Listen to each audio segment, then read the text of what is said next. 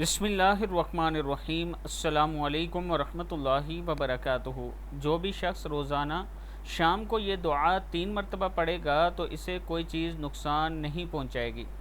اگر آپ شام کے وقت 3 مرتبہ یہ دعا پڑھ لیتے ہیں تو آپ کو کوئی چیز نقصان نہیں پہنچائے گی۔ دعا ہے بسم اللہ الذی لا یضر مع اسمہ شیء فی الارض ولا فی السماء وهو السمیع العلیم۔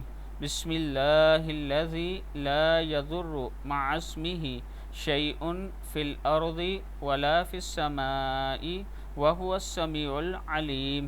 بسم اللہ الذی لا یضر مع اسمہ شیء فی الارض ولا فی السماء وهو السمیع العلیم۔ اور صبح کے ٹائم بھی 3 مرتبہ یہ دعا پڑھیں، اللہ تعالیٰ آپ کو ہر چیز سے محفوظ رکھے گا۔